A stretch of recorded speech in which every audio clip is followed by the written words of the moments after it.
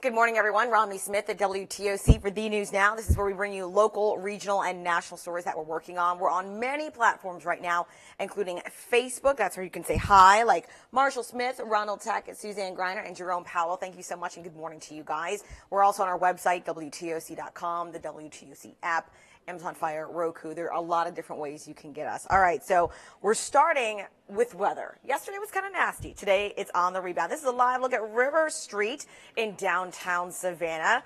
Beautiful, clear, and of course you can see a Savannah Riverboat right there. I want to give a shout out to this Low Country. Of course, this is what we're going to be looking like this afternoon. Very different from yesterday. So you've got 77 in Hampton, 76 in Hilton Head, 76 in Tybee Island. Want to give a little love to my people who are in the Low Country. We certainly appreciate it.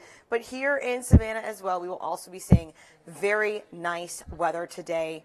Big change. If you want more on weather, keep in mind the next digital newscast is at 11 a.m. and they will focus on weather. All right, the mayor of Bloomingdale is actually being called a racist. Let me explain. So there was video that was posted Sunday of a man blocking traffic on John Carter Road in Bloomingdale. Well, even more concerning were the comments in the sections about this video. So one comment posted by Bloomingdale Mayor Ben Rozier sparked controversy by using the words cotton picker. Well, the mayor says the words were not directed at the man in the video, but the woman that he was replying to. I read the bio of the lady and she said she was a cotton picker in a cotton field or a cotton patch. To me, it was a little funny that she put that as her occupation.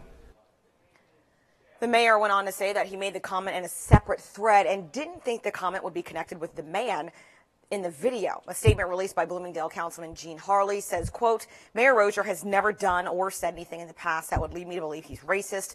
I assume and pray there is an explanation. Well, as you just saw, we spoke with the mayor yesterday. Not sure yet whether the councilman, Gene Harley, believes the mayor or not. You can always weigh in and let us know what you think on our Facebook page. Do you think he was referencing the woman who claimed in her Facebook bio to be a cotton picker, or if he was referencing the black man seen in the video? Let me know your thoughts.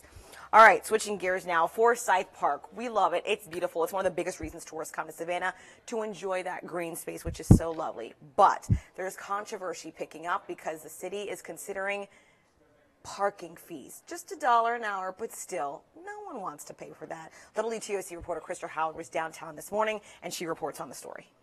Well, to pay or not to pay, this tennis court right here and the angled spaces right here on Park Avenue are just two of the three different locations where people will possibly have to pay $1 per hour to park here at Forsyth Park. And the money made from parking the first year this fee is in place will cover the initial cost of the city putting meters out here at Forsyth Park and other startup costs with implementing this change. The restrooms, the band shell, and the cage building all need to be maintained as well. So the money paid to park will cover the maintenance of those facilities. The city would like to provide extra police patrols in the area as well as a public restroom at the end of Forsyth Park. There are also talks about an upgrade to the band shell. Now, the three different locations where you would have to pay would be the Drayton Street Cafe, the Park Avenue Tennis Court, and the angled spaces on the park side of Park Avenue. Now, I've had a poll up on my Twitter all morning, and over 80% of the people have said no to this parking fee. So if you do want to pay or if you don't want to pay, you can meet with the city tonight at the Savannah Civic Center from 4 p.m. to 7 p.m. and let them know how you feel.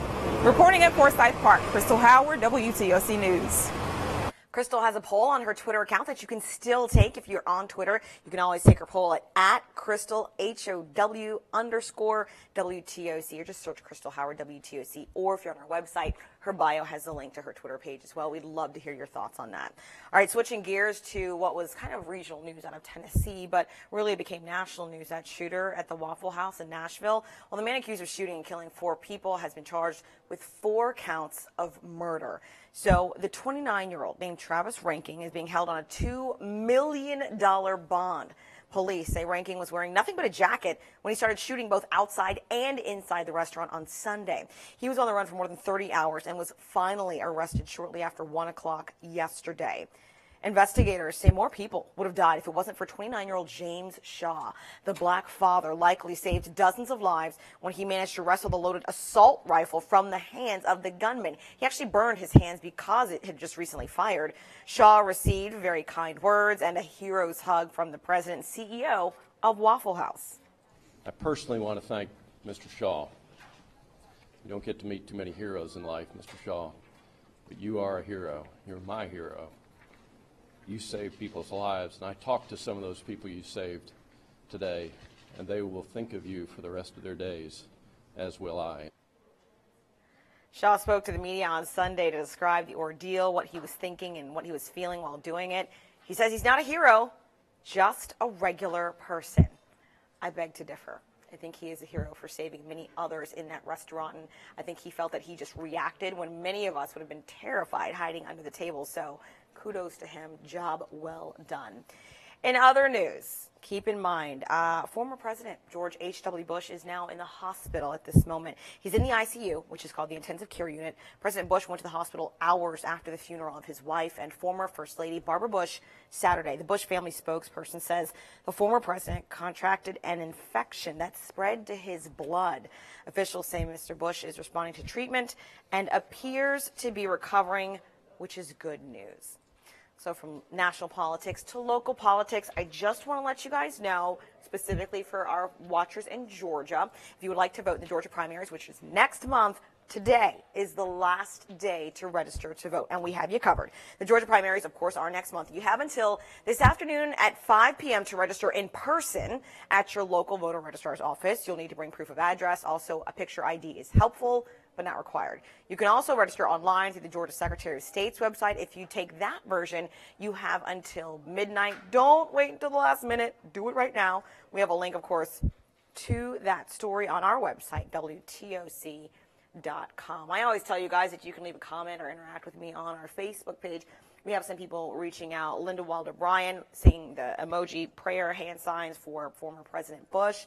Daniel Green saying prayers for former President Bush. A lot of people agreeing because, you know, part of me thinks he might just be heartbroken. Like, I know they say it's an infection with the blood, but often you guys have heard of those stories. People who are married for decades and decades. I mean, they were married for 70 plus years. So a lot of people say when that happens, the living spouse might die of a heart issue, literally a broken heart. That may have something to do with it, but we certainly send our well wishes to former President Bush. We have someone else weighing in on weather. Eric Honecker watching from Kinston, North Carolina, saying it's nasty there. Well, we'll send you some of our good vibes because we have pretty good weather right now. Hopefully it travels up the coast to you. Get it. Daniel Green watching from the east side of Savannah. Thank you so much for watching. We appreciate it. You guys don't have any questions on any news stories right now, so I'm going to leave you. Keep in mind the next digital newscast is at 11 a.m. specifically talking about weather, and then the next newscast is on air at 12 noon. We will see you then.